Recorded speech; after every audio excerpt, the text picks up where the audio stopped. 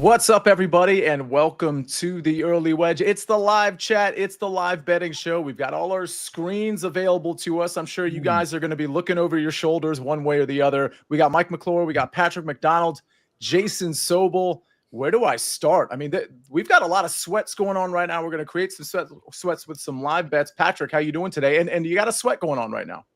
I've got some Russell Henley, which I think his price is pretty similar to the pre-tournament price. Just gonna roll with it. But like I was talking to you guys, I feel like this tournament's still pretty wide open, especially with Siwoo Kim at the top, relying a lot on that putter, and someone like Justin Thomas, who has been a little bit volatile this year when in position. Yeah, Jason, we've got a lot of guys at the top, obviously, that haven't gone off yet. We usually start this show. Actually, we almost always start the show at 1. And so there's always like 5 or 6 or 7 groups, depending on the circumstances that are yet to go off. Siwoo Kim at the top, Jason. We got Novak, Justin Thomas, 1 back. That's my outright. A lot of early wedgers have Justin Thomas. We got McNeely, Brian Harman, Fleetwood, and then guys like Russell Henley right behind them. Jason, how far back is too far back for you? And then, Mike, I'm going to ask you the same question. Well, a lot of good players up there as well. It's not as if we've got guys that haven't won before that are near the top. That said, I'll go 5 back. I think still has a decent chance. We've seen some numbers posted this week. Of course, JT on Thursday with a 61. I don't know if there's another one of those out there, but there could be a 63, 64, so maybe 6 back even. But again, you've got to not just shoot a number if you're that far back. You've got to jump Justin Thomas and Matt McNeely, Brian Harman, Scotty Scheffler, and dare I say it, even Tommy Fleetwood. And yeah, I'll get into Tommy Fleetwood. And I like him today. I'm just a glutton for punishment, I guess. I mean, this sets up nicely for Tommy Fleetwood. I'm not putting money on him, but I kind of get the Tommy Fleetwood argument right here, right now, with the way this course has been playing. It feels like, Mike, anybody can go low right now, and I guess that's kind of a good thing. Talking about Tommy Fleetwood, we've had Christian Bezuidenhout, Patrick Rogers, both 6 under today. Pavone, 5 under. A lot of low rounds. Now, this course is going to firm up, but I'll ask you the same question, Mike. With knowing the course conditions, in terms of the course firming up, maybe the wind picking up a little bit, how far back is too far back? I think that Scotty and Russ have a shot at 11. Now, as far as the number on Cantlay, it is minus 10 right now. I will say, if you were in the crowd that liked Cantlay at 20, the market moved it to 16 before the tournament started. I don't see how you don't at least entertain the idea of Cantlay at 45 right now, at 45 to 1, especially when you look, live strokes gained tee to green for the tournament. He's second, right? He's second to Keegan Bradley so far. Just hasn't really figured it out on the putting surfaces, but gaining on approach pretty easily. Obviously, he's had a ton of success around here. So to me, the number on Cantlay at 45 sticks out a lot. And I'm still looking at my numbers, trying to decide if it's Cantlay that's mispriced at 45 or if it's Henley at 25 that's mispriced. I could make the case that maybe both should be 30. But I think that 45 is a pretty long number on a guy that's had a ton of success around here, that's at the top of the leaderboard in terms of tee to green play this week. Yeah, 45. I didn't even look at that number because I stopped when we got to sort of like the Brian Harman number, which is 16 to 1 at BetMGM. I'll just say, like, other books are kind of going back and forth between 16 and 18 to 1. Scotty Scheffler, universally 8.5 to 1. It was plus 900, but now it's plus 850 pretty much everywhere, Patrick, I believe. Talk to me about Scheffler. I mean, the guy's 4 back, but again, you mentioned it. Siwoo at the top. I mean, I'm not saying he's definitely going to fall, but we're expecting him to regress off that short game, which has really been popping for him. It feels like Scotty is only, quote, 3 back of Justin Thomas, and maybe that's the guy he has to worry about. Are these odds long enough to take?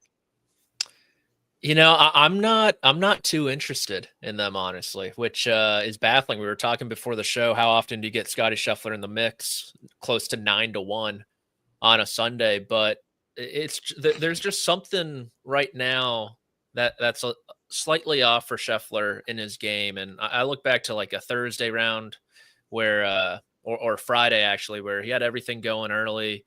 He was in position on par 5, 5th, and then makes a really ugly bogey instead of making birdie. And there's just like little moments in rounds this year that seem to really add up for Scheffler. So if you want to take it, obviously you get probably the second best player in the world at the moment at that price, only 4 strokes back at a golf course where he won last year and in a position where he has thrived. You think about the Olympics and the players last year too. He's probably going to have to get, Mike, you can fact check me here. 18, 19 under is probably a decent winning score, somewhere around there. So no real room for mistake. And with Scheffler being able to pin his ears back, he's definitely a scary prospect. But I don't love the price. Like I said, I like the Henley. I like the Cantlay. I even like the Bradley price a little bit as well. Just picking those guys 1 stroke back as opposed to Scheffler at 9, getting that inflated number is the way I would go personally. Mike, I'm going to go around the horn here because I think the Scotty Scheffler conversation needs to be had. In our SportsLine Discord, somebody brought that up this morning, and I've seen it on Twitter, people bringing the 9-1 up, and I guess that's part of the reason it's down to 850. I will mention BetMGM, who of course sponsors this show, they have a 33% odds boost token, and so you can turn that plus 850 to like plus 1130 just by using that, which all of a sudden those odds, I mean, granted, you can apply those to anybody that we're talking about, but Mike, talk to me about Scheffler. It feels like this is a gettable number. I like a lot of numbers here. I can't take them all. Do you like Scotty? I think it's okay. I think the problem, as everyone's kind of mentioned, is it's really easy to score out here right now, and he hasn't been quite right. So what I would say with Scotty is kind of the advice that we gave on Scotty pre-tournament is, you're basically, what was it, plus 340 you're paying. Like, we made the argument that the odds of it getting much shorter in a signature event like this, unless he's got just some 4-shot lead after round 1, you're basically able to buy that price. So what I'm looking at here with Scotty, I'm not firing on the 9-1 right now. I would let it play out, and I might have some interest in buying in at 4-1, 350-1 later on in this round, once we've seen a few holes from him and really Siwoo and Justin Thomas, what they're looking like. But I know that the 9-1's attractive. I know it's not nearly as attractive to get 4-1 on Scotty, but I might have more interest in Scotty, say 2 shots back at 4-1 with 6 holes to play, right? That's probably the spot where I would be interested in Scotty. Yeah, and I'm glad you pointed out that it feels counterintuitive, but you're also just collecting a lot more data because, Mike, like you said, we're seeing scoring specifically on those first 2 or 3 holes. I mean, I've seen guys just go like easily. I mean, obviously we see Eagles at number 2, but we've seen 2 under through 2, and depending on how Scotty handles those versus JT and Siwoo and Andrew Novak, that obviously, if he handles them well, that number gets shorter. But now you have the adequate information, Mike, to fire. Is that kind of what you're saying? 100%. I want to see, what Siwoo does, because I think it matters what JT's doing.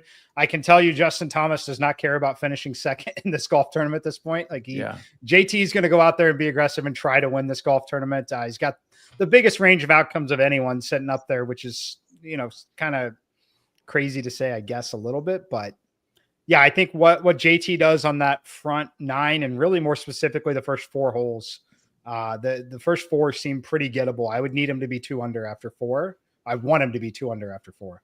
Okay, I want to get to some chat questions, but Jason, I do want to bounce this off of you. Do you like the Scotty number? And there was a question about Fleetwood at plus 1,200. I don't know if you actually said yes or no to that. So talk to me about Scotty, talk to me about Fleetwood or somebody else you'd be willing to make as a live outright right now.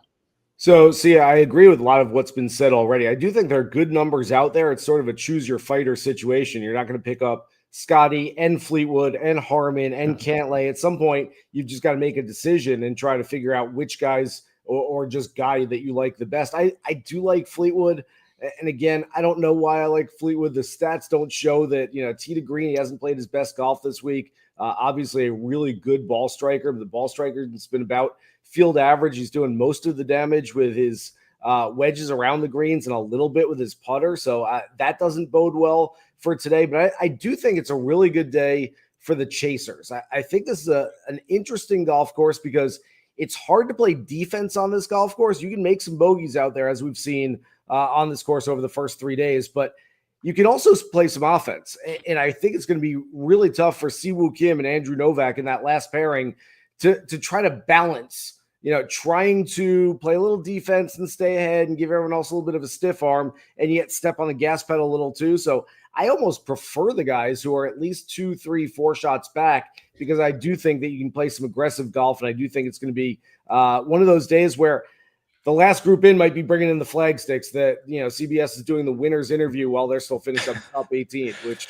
has happened in the past. Jason, can I follow up with you there? Because you have given a lot of accounts so far being a part of this early wedge team, and you're such a valuable part because not only because of your just general insight, but you're also on the course like Patrick has been lately, talking to a lot of these players. And you go way back with JT, not as like best friends necessarily, but in terms of talking to him, interviewing him, and trying to like capture what this guy's all about. Can you give me an idea of how JT is approaching today? Mike said that it's the variance of outcomes, or I mean, it could be a really great day, it could be a really bad day, and everything in between. How do you think JT is attacking? Because again, he's not playing from in front. Does that help him that he's a chaser here? I'm going to answer this with an anecdote from 3 years ago. Of course, his last win was the 2022 PGA Championship at Southern Hills 35 months ago. And at the end of 2022, I was actually at the PNC Championship, and we sat down for a radio interview, and I asked Justin to sort of rate his season, how he would assess it. And he starts out and he's shaking his head. He's like, man, I should have done more. I should have won here, and I should have done better here. And really, I'm disappointed. I stopped him in the middle. I go, dude, you won a major championship this year, right? And he goes, yeah, well, Tiger always tells me whenever you win a major, it's a successful year, but I just didn't feel like I did enough. Well, that was a year in which you did win a major championship. 2023, of course, didn't even make the FedEx Cup playoffs. Real down year for Justin Thomas, of course. And then last year, it was better. This year's been even better than last year. A few top 5 finishes, and he's playing better golf. But as Mike alluded to, very volatile golf over the first 3.5 months of the year. And I completely agree with what Mike said. This is not like, let's go out there and get some consolation points and feel good about ourselves with another top 5 finish. JT is as competitive as anybody on the PGA Tour. It burns him that he hasn't won in 3 years. He knows he needs to go out and get a victory. And yeah, I think that he could play some aggressive golf today. But as we saw yesterday with him, aggressive golf doesn't always mean you're going to go shoot 64. Doesn't mean that, okay, I'm going to take driver and rip it on an aggressive sight line every time, fire at the flag stick, make lots of birdies, and I win. It could mean, well, I'm in a hazard here, and I'm flying it over the green there, and all sorts of trouble like he was in yesterday, trying to hit out of ponds and getting himself all muddy. So aggressive play doesn't always equal to going out there and winning a golf tournament. But I can tell you absolutely unequivocally, Justin Thomas wants to win this golf tournament, and nothing else is going to be satisfactory. I promise we'll get to your questions after I ask Patrick the following questions. And Fred George, we're going to start with your Mav McNeely under strokes play. And of course, he hasn't teed off yet. So Mike, I'm going to go there with you. Yep. But Patrick, I mean, I'm going to just kind of hold your feet to the fire. If you had to pick, forget about odds for a second. If you had to pick, does Justin Thomas win this tournament? And what's going on with him in the following sense? He plays Harbor Town really well. It feels like he's very strategic. He's very intentional with how he plays this course. When I look at the strokes gain metrics from the last 4 years, for example, part of the reason I had him as an outright, day one, he looks great, manages it real great. He's not hitting any fairways. I mean, his fairway percentage over the last 2 days is really bad. Is there a way for him to dial that back in? Do you expect him to? And is he winning this tournament, Patrick McDonald? He is not. No, I do not believe Justin Thomas is winning this golf tournament. He's talked about wanting it too much, and I think that's something he can definitely fall into today with quote unquote playing aggressive golf. But man, it's just tough to play from out of position here. And to his credit, I've been very impressed with his last 2 days because he has not had his A game. And typically when he opens with such a great round, the 75's coming after that.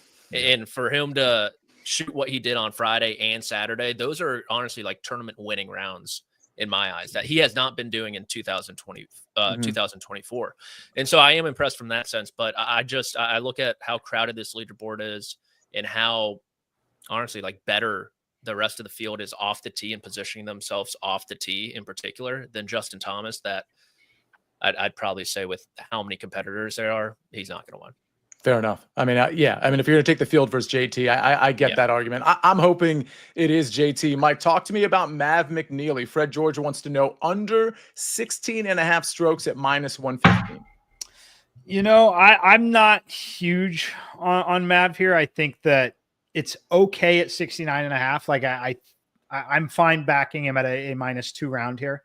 I'm certainly not playing the over on it, but overall, out of all the guys there, I don't think Mav gets it done when he's sandwiched between JT, Harmon, Fleetwood, Scheffler. I just don't think that he's the guy that goes in and gets it done. Now, I do have outrights on JT. I need JT, so very much interested there. But at 69.5, I do think, considering the way he's played, the conditions we're talking about, he probably should be 68.5 and plus 110, plus 115.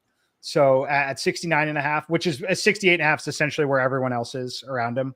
I don't hate it going under 69.5 at -2. Big difference between a -2 and a -3 here at this course. All right.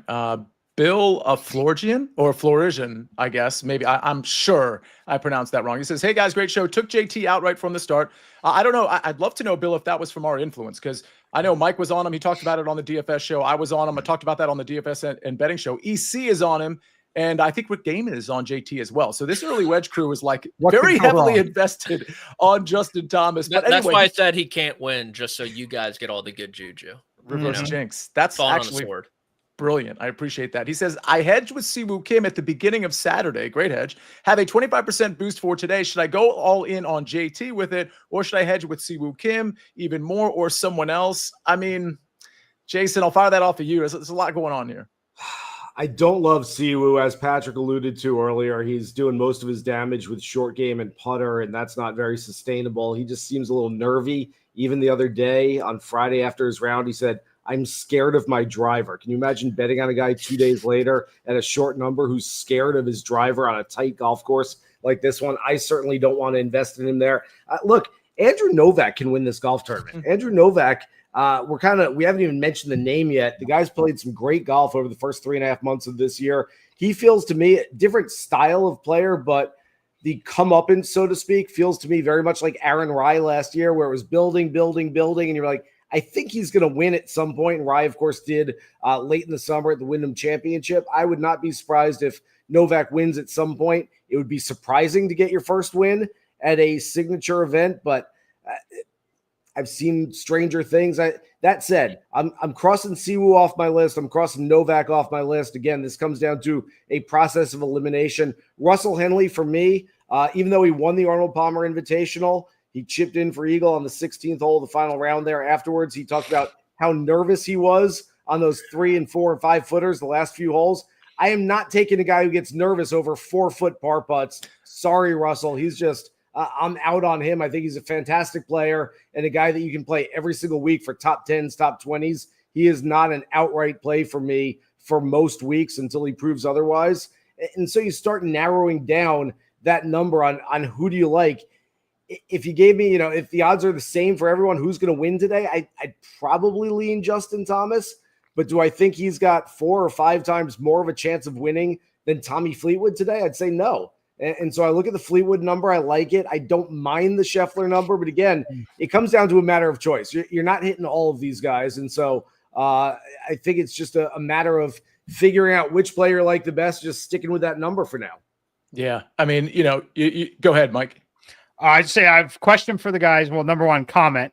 Novak has only bogeyed 2 holes, and one of those was the second hole he played this week. Wow. Bogey free in round 3, bogeyed 18 in the second round, but 2 bogeys, one of them, again, second hole he played of the tournament. The question that I had is looking at the odds at Justin Thomas plus 240 or Patrick Cantlay top 5 around the same number. What do you feel better about? Love Patrick Cantlay top 5 today. He's done it 5 times in his career. He's been top 3 5 times in his career. He loves this place with the heat off of him a little bit, and he can just go out there and play golf. He's, of course, he wants to win. He wants to go shoot 62 or something like that and push the leaders, but I think he steps on the gas pedal a little bit with the pressure off and the heat off and not as many cameras around and things like that. I love Cantlay for a top 5 play. He's T9 entering the round. I think it's a fascinating question, which is more likely to happen. Yeah. And by the way, he's got a birdie look on one. It looks like it's from like 20 feet. I'm just kind of gauging it. Keegan Bradley, who's also at 10 under, looks like he has a birdie look on one for about 15. And Hovland is putting for eagle on the 5th, and he's going to miss. He's going to come up way short. But he'll be at 11 under through 4. So there's a lot of scoring potential out there. Gipper's Pick says, I don't follow golf too close, but how is Scotty plus 850 and Cantlay plus 4,500? Makes no sense to me. Yeah, we definitely addressed that. I mean, those to me look like pretty solid numbers, but there's a lot of guys at the top, and you could certainly make arguments against those guys as well. Let's see. Joseph Boza says, to show Puntacana some love, Joel Damon minus 17 has a 3-shot lead. He has the trophy in his hands at minus 105. Is that market dead? I hope not, because I gave out Chan Kim on the early wedge at 45 or 40 to 1. And so now you're making me go over there and look. Okay, so they haven't teed off yet, obviously. Anybody have any Corrales thoughts? Nobody's looking at that tournament right now, except for me on my Chan Kim, right? I will say that, no, I don't have any live unless Toasty goes super low today. That said, man, I love Joel Damon. Everybody loves Joel Damon. He hung on to his PGA Tour card by a whisker at the end of last season. He's a nervy dude, and he's only won once, so he's on this golf course. So you've got that in your back pocket a little bit. But even with a 3-shot lead and kind of the whole spotlight there on him, I don't love it. I put together, like I said, I took a little Fleetwood last night, very small parlays on Fleetwood with Chan Kim and Fleetwood with Michael Thorbjornsen, just because they were massive numbers with parlaying them together. But I don't know, try to hit something from a couple of chasers. Jeff Stenberg is in the chat, and he is the biggest Michael Thorbjornsen fan of all time. And here, I don't even know if he's mentioned Thorbjornsen yet. I gotta take a closer look at the chat. Of course he has. Thorbjornsen tied with Chan Kim 3 back. That would be an epic win for him after the season that he's having. I think the wins are going to be really high over in at Puntacana. So let's see how everybody deals with that. Maybe Garrick Higo, a decent look. Go ahead, Mike. I would say, if you're taking Thorb, I would parlay it with a Yankees money line. Max Fried on the mound, minus 172. There we Let's go. go. What time is that game? What time is that game, Mike? 12:41 Central, so 1:41. You got time. Okay, 16 minutes to get in that Yankees money line play. Hey, do Yankees money line with one of the short outrights that you like that we've already talked about. Let's go to Fred George again. Cantlay under 68.5. Well, now he's already teed off, so I don't know if that number. Are the strokes available after they tee off, Mike? They are. That's why I love the market. Honestly, it's wow. They a lot of times they will go up and down frequently based on a good tee shot, things like that, but they will typically stay up throughout the round for a while. Brad Merrill says, I'm all in on JT. He can't miss every fairway in green for 3 straight days. That's a affirmative statement he's making, Patrick. Well, is that true? I guess he hasn't watched golf for the past few years. JT specifically. Justin Thomas certainly can do that. Oh, that is good stuff. Before we move on, so this is how the show's going to go. We're gonna take a break in a second. We're gonna look at the Zurich Classic. That's the team event. 80 teams, top 33 in ties make it out at TPC Louisiana. We're gonna just we're gonna talk quickly about some of the teams there, what we're looking for, and then we're gonna circle back to this tournament and talk about some just live plays, because by that time, almost everybody will have teed off except maybe the final 2 or 3 groups. With that said, is there anything from a live betting standpoint? Actually, let me just go to the matchups that are still available real quick, because somebody might want to put those in. 2 balls that are still available. We've got Brian Harman plus 115 against Tommy Fleetwood. That one starts in 9 minutes. Does anybody have an opinion on that? Hand up. If not, I'll just go to the next one. Brian Harman plus 115 over Tommy Fleetwood, or excuse me, Fleetwood minus 140. Nobody, right? Too rich for Tommy. Minus 140. Yeah. Justin Thomas minus 135 over Maverick McNeely. Mav Bing plus 110. I'm not paying that on JT, so I'd say this every week, but I would rather bet JT's under 68. If he's going to win the tournament, it's going to take a -3, considering he's 1 back right now in the conditions. But I'm not interested in head-to-head with someone at the top, because to me, JT's either shooting probably 5 under or an even par, just scrambling all day. I think those are the 2 outcomes here. Yeah, and I don't think I like any of those either. The last one, of course, is Siwoo Kim, Andrew Novak. Andrew Novak, a minus 115 favorite over minus 105 Siwoo Kim. Anybody? I know, Jason, you were talking about Andrew Novak, but do you actually like this matchup? I like him not as the favorite. I would have thought that those numbers would be reversed. I hadn't seen that matchup yet, but no, I don't like the number. I thought I could have gotten Novak at plus 105, plus 110. So I do like him a little bit here. I think Siwoo Kim is also very volatile, and that putter gets cold today, and it could be a bigger number, something. And when I say bigger, something in the 72, 73 range. But I don't like paying the juice on Novak there. Let me throw something else out there. I don't know. Does anybody else have any finishing position plays like top 5, top 10, top 20? Probably not. If you do, let me know. But Mike, you got my brain working now because we have like 13 minutes for Yankees money line. If you wanted to take that as a parlay piece, if you liked a top 5, like a Scotty Scheffler top 5 is minus 165, Fleetwood top 5 minus 115. But some of the more prohibitive ones, like even I don't know, like JT or Siwoo, you can't really do it. But I'm just saying you can do some money line parlaying there as well. Go ahead, Mike. Yeah, it's truly live because he's on the course, but I do like a top 10 for Cantlay on a dead heat, not including ties, but a dead heat payout. Minus 140 on that top 10. I like that a lot for Cantlay right here. I know it's juicy, but he's sitting inside the top 10 right now and is again crushed at tee to green. Yeah, I'm actually looking. I was just gonna say he's through 7 holes already, and I'm not sure what number it's at if it's still out there. But Jordan Spieth tends to it. I watched him during the featured group pairings at Augusta National last week. He's in share for 16th place right now. He's not going to give up. He's a guy that's going to grind. He's trying to get some momentum, trying to find something. I like him for a top 10 right now. There's a ton of guys who are tied for 10th, tied for 16th. So there's going to be a big log jam there. But I think Jordan can make a few birdies on his last 11 holes. All right. And by the way, Cantlay ended up parring one, missing his putt over off to the right. I don't know if Keegan has made his putt quite yet, but we'll be monitoring that when we come back from break. We're going to cover the Zurich Classic just for maybe 5-10 minutes, just to touch on that so that you guys can prepare for that as the week starts tomorrow and later tonight, really. And then we're going to touch back into the to Harbortown and see what's going on. All right, we're going to take a quick break and hear a message from our partners. Baby, we are gonna start a fire. From world-renowned clubs Simply devastating. to worldwide stars. Wrexham have done it. This incredible ride continues. The English Football League on CBS Sports Network, and stream every match live on Paramount Plus. We're back on the Early Wedge, brought to you by BetMGM, the sportsbook born in Vegas. I'm joined by Patrick McDonald, Jason Sobel, Mike McClure. We do this show 5 days a week. And this is the last show we do of that week, of course, on Sunday. You'll see us tomorrow, Monday at 7 o'clock for the DFS show, where we talk a lot of betting. I always coax, or Rick always coax Mike into talking about his outrights too. So that's a betting show a little bit as well. And then, of course, the betting show with Jason and Patrick and EC and myself at 7 o'clock on Tuesday. That's how we like to kick off the week at the Early Wedge. But let's kick off the week right now talking about TPC Louisiana. 7,400 par 72, Pete Dye course. This is a much different type of event. It's a team event. We've got 82-man teams, top 33 and ties make the cut. A lot of scoring expected.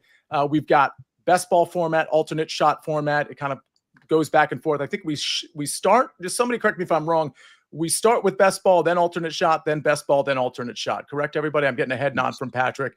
Yep. It makes for it can make for a really exciting tournament. Last year, Rory and Lowry won, you might remember, but they had to go to a playoff with Chad Ramey and Martin Traynor to win. So it's not like it's just like the strong teams are always there at the top. The year prior, it was Nick Hardy and Davis Riley. Year prior to that, it was Patrick Cantlay and Xander Schauffele. But when you look at these leaderboards, Patrick, you see plenty of I don't know how to say this without being disrespectful, but plenty of the lower tier teams inside the top 5, top 10. Yeah. Yeah, I think last year there was Zach Blair and Patrick Fishburne. Yep. They were in the mix. Ryan Brem and whoever his partner was in the mix also until the final hole too. So, the first thing that stuck out to me was no Xander and Cantlay in this field, which could give way, especially when you consider Rory celebrating, Lowry still not being able to putt, and Rory kind of taking him to the finish line. So personally, this has been a tournament that I kind of lay off just because I don't have a great feel for it. But the team that stuck out to me was Poston and Mitchell, with how good Poston's been hitting the golf ball and Mitchell's been hitting the golf ball, and Poston's finding his putting stroke as of late. So that's the one that really stuck out to me. I'm interested to see where they open. Yeah, I'm interested. So we don't have Xander and Cantlay. We do have, obviously, Rory and Lowry, Jason. We've got Morikawa, Kitayama. I'm just going to name some teams that sort of stuck out to me. Billy Ho and Hoagie, Thigala Rye. These are pairings, of course. Woodland, Hodges, Wyndham, Taylor Moore, Wyndham Clark, of course. Echeverria, Grazerman, I think, is kind of a team down the board that I would be willing to bet here. Again, there's a lot of scoring. Large fairways, rough isn't penal. Plenty of bunkers, but scoring pretty easy, particularly on the par fives, short par fours. Poston and Mitchell, Patrick, you mentioned them. The Fitzpatricks are playing. Matt with his brother Alex. Hardy and Riley, previous champs. Dietrich and Bobby Mack, I think, are very interesting. Novak and Griffin and Higo and Fox. Those are the teams that jumped out to me, Jason. Any of those jump out to you, and anything you're looking for at TPC Louisiana this week? Yeah, upon first blush, I've got a few of those teams on my list here. And first of all, I'll say that this is my least favorite tournament of the year on the PGA Tour schedule to bet, just because there is so much, just too many variables in the mix. Secondly, I would throw out the fact that there are a ton of just terrible teams in here. There are a lot of guys. Doesn't mean they can't play well together. And like we mentioned, Ryan Brehm and Patrick Fishburne, Zach Blair. I mean, you never know how guys are going to play together, especially when they get freed up. I'm looking at guys who are volatile, quite frankly, especially in that best ball format where, hey, you know what? I'm not playing great golf, but it's only because I make 2 doubles or a triple every round and it kills my score. That doesn't kill you in a best ball format. So I do like the fact that that's kind of what Sahith Theegala has been doing lately. He's starting to play a little bit better this weekend. Aaron Rai is a very steady player. I think those guys could have a really good week. I love the Mitchell Poston pairing that Patrick talked about already. Sia, you mentioned Novak and Griffin. We'll see how Novak does today. That'll kind of help formulate what I think of them moving forward. Lee Hodges, Gary Woodland, both of those guys playing really well. Hodges was on a little bit of a tear before he hurt his rib. He was out for about a month and a half, came back and just picked up where he left off, is playing good golf once again. Max McGreevy and Sam Stevens. And again, I think there has a lot to do with the fact that guys who know each other well, guys who like each other, it's not like their agent represents both players and set them up and they're going to shake hands on the first tee and introduce themselves. I think the Højgaards know each other fairly well. Yeah. Jason, I forgot to mention the Højgaards, and I'm embarrassed about it. Go ahead. So, those are the kind of teams, like I'm looking beyond just, and it's hard to really even just look at stats this week. So a lot of it has to do with camaraderie and, how well these guys know each other and how much they want to play together as teammates. Strokes gain vibes. I like that. We can look at that. Mike, this is actually a really good transition because you are so good at just kind of looking at the numbers, assessing, inputting some stuff into your model. But this is a week where do you lay off as well, or do you end up finding an angle and just running with it?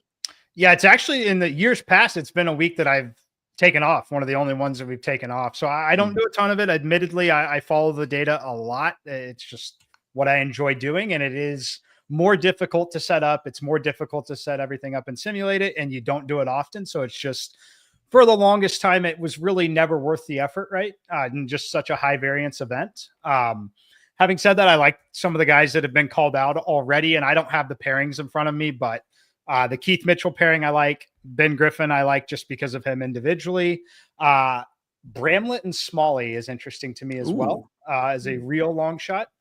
Maybe in a finishing position kind of market, but I like those two. Other guys that pop, and far as like things that'll be helpful here, at least one of the players having great driving distance would be good here. I think that it is long enough. And this format can put you in good spots. So I think it's good to lean on that. I don't know if anyone's mentioned Toasty yet, but no. I think that Toasty is also interesting here.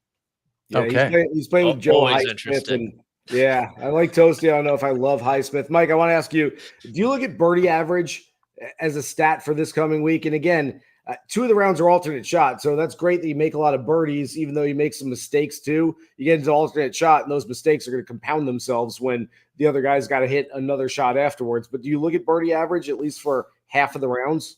Not a lot, but I think that you definitely can. But again, admittedly, I'll be the first to tell you, I don't put a ton of time and effort, and historically I haven't put a bunch of time and effort into this event.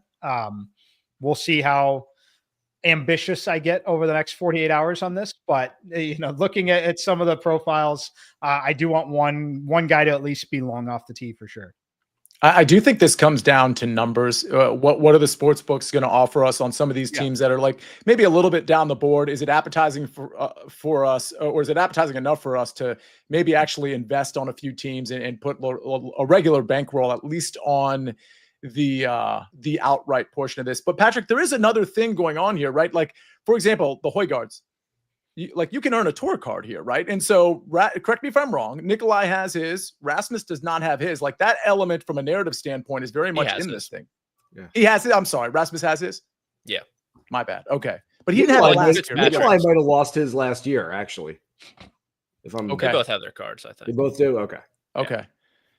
Either way, though, like an Alex Fitzpatrick, for example, who certainly does not like that part. And I'm not saying they're going to win, but there are, like, this is just a regular tournament as far as like FedEx Cup. I mean, it's not as many FedEx Cup points, but in terms of playing on the tour for another couple of years, things of that nature, there's a lot on the line still. Yeah, and I think I was reading somewhere there's Ryder Cup points on line too, but both teammates have to be European or American. I believe, which is kind of an added wrinkle in that also. So, like, if Aaron Ryan, Thigala win, I don't think they get the points. Interesting. Right. One of those teams that kind of falls in line with guys who could kind of make a career based on this and both get onto the PGA Tour. Laurie Cantor playing with Jordan Smith. Jordan Smith's been on the DP World Tour forever. Cantor, if you remember, was playing live events, went back to the DP World Tour, won last year, got his card back, actually played the Players Championship last month. Maybe there's something there too. Two good players. All right. We will be assessing this, whether people want to invest or not. I mean, again, the DFS portion of this, because I've been playing the Zurich. I mean, everybody kind of dabbles, even if they're not fully invested, or at least most people that I know do. It can be interesting, but it's certainly not your regular type of tournament. So on the DFS show tomorrow, or Monday at 7 o'clock, and the betting show Tuesday at 7 o'clock, we'll have sort of the full allotment from an assessment standpoint. We'll see where it takes us and how much you all want to invest. But that is going to cover it for now for TPC Louisiana and the Zurich Classic. Much more to come on the early wedge as the week progresses. Gentlemen, we got to get back to the RBC Heritage, because it looks like, Mike, correct me if I'm wrong, one Scotty Scheffler bogeyed on one. Not helpful for my DFS team. Not helpful for DFS. If you like Scotty at 9-1, you're going to love him at 18-1 or 16-1. I can say that. Personally, glad that I didn't fire on that again. I think you're going to catch similar numbers with more data here. So I'm not worried about Scotty with a bogey there. I would be worried about Scotty if we don't have birdie or better here on this par 5. But yeah, I'm not terribly surprised with the bogey. Debo, if you can put the updated BetMGM odds up at some point, that would be good. I just saw we had Russ Bus, Patrick, par on 1. Cantley has a birdie look on 2, and he's going to miss it. So he's going to par number 2. Patrick, anything you're seeing? I know you've kind of been distracted. We were talking Zurich Classic. Anything you're seeing on the leaderboard that has you tempted one way or the other? Well, the fast starts are out there, right? We just saw Mackenzie Hughes almost knock it in from the middle of the fairway on 3. He's got to 12 under, only a few back. Hovland dumped it in the water on the par 3 7th, so he was making a run, no more. But Daniel Berger's another guy. He's got 10 feet on number 6 to get to 4 under on his round, 12 under for the tournament. So those first handful of holes, they're out there for guys. If they're able to take advantage of both par 5s, Keegan Bradley knocked in his 10-footer on number 2 to get within 4. So Bradley and Henley are kind of the guys I'm looking at. So nice to see Henley roll in a 8-foot par putt there on 1. Nice way to start the round, and hopefully he can start running downhill a little bit.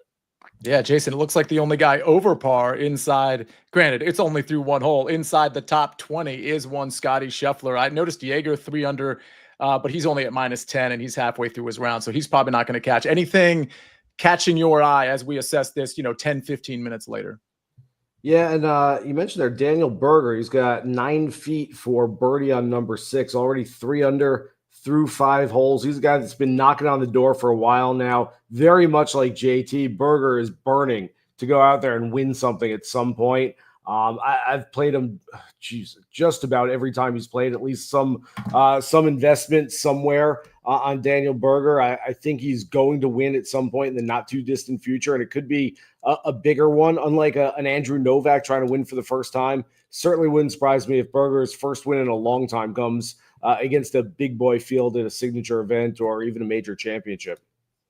Yeah, as I see your boy Tommy Fleetwood on 1 kind of nuked his approach. He should be okay for par, but he was set up pretty well to have a birdie look, and he's he didn't make the green there. So let's see. Is there anybody else Justin Thomas, Siwoo still haven't gone off. Andrew Novak, Maverick McNeely still haven't gone off.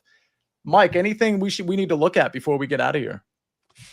No, just if you're looking at Scotty, I would obviously wait until you see what happens on this par 5. But personally, I think you can definitely get away with waiting till he's through with 7 holes here. Very interesting. Patrick, any closing thoughts on this one before we get out of here and close out our live bet tab for now? I think today's the day Russell Henley asserts himself as the best American golfer in the world. So looking forward to it. The chief operating officer, as much as Jeff Stenberg loves Michael Thorbjornsen, the COO of the Russell Henley fan club. And I got to give it to Patrick because, Patrick, you did cash in. You did cash. You have been here for a while, and you cashed in at the API. So credit to you, even though everybody, including Jason and myself, we like to discredit Russell Henley for making that chip. We're like, that was a bad chip. Jason's saying Russell needs to prove it to him, and he's betting on Tommy Fleetwood. So very fair point. That's so good. Go ahead. I would just say, Sia, for the folks out there, if you like one of these guys with a short number like Justin Thomas or even Siwoo Kim next to their names, think about you've got another PGA Tour event going on. Whether you like Joel Damon or you're like one of those guys who's chasing him from 3 shots back, you throw in a little parlay between 2 guys this afternoon, and you've got 2 things you got to root for. But if they both come true, you juice up that money to bigger odds, obviously, and a bigger payday. You know what's interesting too? There's an added weather element over at Punta Cana. So I think if you're actually watching, I'm assuming that's going to be on Golf Channel, like after they wrap with the RBC at around 3:00. So I think that's a decent one to monitor because I think the wind can really throw things off, and maybe just by looking at it, you can grab an edge down the stretch of the tournament. So something definitely to look at. I'm obviously rooting for Chan Kim there. Mike, one last thing. Go ahead. Jeff asked if I bought a Thor ticket yet, and I am all maxed out for the month already on the 5013Cs. So we are not donating anything else. Daniel Berger has made that putt on number 6. He's 4 under for the day, 12 under, 3 back. Wow. 12 under. He's in a tie for 5th with, of all people, Mackenzie Hughes. I didn't see that coming. Brian Harmon and Tommy Fleetwood. 501c3 is the charitable designation for companies, Jeff. I'm sure you know that, but for anybody else listening that may not have, that was a dig on Thorbjornsen. Now he's going to win, Mike. Now my Chan Kim ticket is dead. So you tack the Yankees money line on. It's the only way Jeff could have that kind of happiness in his life. Ladies and gentlemen, that's Mike, that's Jason, Patrick McDonald, and of course, Debo was helping us out on the 1s and 2s and 3s and 4s today. Great show. I think we still have a lot of live betting to consider in 2 different tournaments, in my opinion. But either way, we'll be with you tomorrow at 7:00 covering the Zurich, and on Tuesday and the Wednesday live chat at 10:30. Make sure you're locked into the SportsLine YouTube channel. Make sure you're subscribed. Come in here, hit the like button. You're all a part of the family here. Thanks for joining us. We'll see you next time on the Early Wedge.